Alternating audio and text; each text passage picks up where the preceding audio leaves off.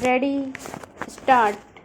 उपाध्यक्ष जी, यदि आधुनिक काल में विधानमंडलों का महत्व कुछ कम हो गया है तो उसका कारण यह है कि आधुनिक प्रशासन की समस्याएं अत्यंत जटिल हैं और विधानमंडल तथा विधायक इतने साधन संपन्न नहीं हैं कि विधान तथा नीति निर्माण की समस्याओं पर गहराई से विचार कर सकें तथा प्रशासन की कारगर ढंग से निगरानी कर सकें।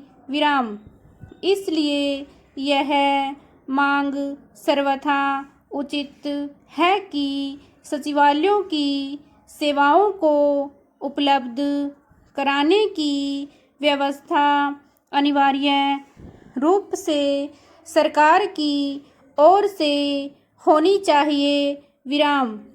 एक विधायक या संसद सदस्य से यह आशा करना कि वह अपने वेतन में से एक समर्थ व्यक्ति या विधि विशेषज्ञ का खर्चा वहन कर सके अव्यावहारिक है।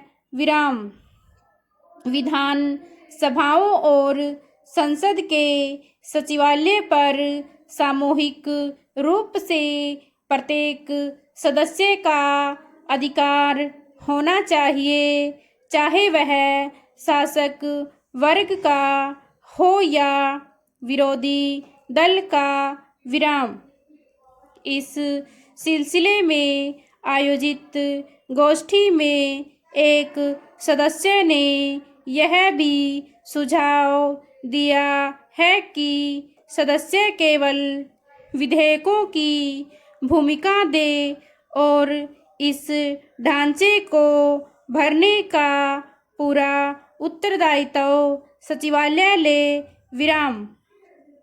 मगर सचिवालय पर इतना निर्भर रहना भी कालांतर में निर्वाचित प्रतिनिधियों के अधिकारों को कम करना होगा। दूसरा महत्वपूर्ण प्रश्न एक विधायक और विधानसभा के अध्यक्ष के संबंधों का है। इस दिशा में पिछले कई वर्षों में अनेक गलतफहमियां पैदा हो गई हैं। यद्यपि अध्यक्ष प्राय शासक वर्ग का ही एक सदस्य रहता है, फिर भी अध्यक्ष चुने जाने के बाद सामान्यतः उसका उत्तरदायित्व अपने दल के प्रति समाप्त होकर उस प्रतिनिधि सभा के प्रति हो जाता है जिसका नियमन करने के लिए उसे निर्वाचित किया हो। बदलते हुए राजनीतिक नक्शे के साथ साथ यह जरूरी हो गया है कि विधानसभाओं और संसद में विभिन्न दलों की शक्ति में व्यापक परिवर्तन हो जाए। विरोधी दल अब उतने कमजोर नहीं रहे हैं कि उनकी अवहेलना की जा सके।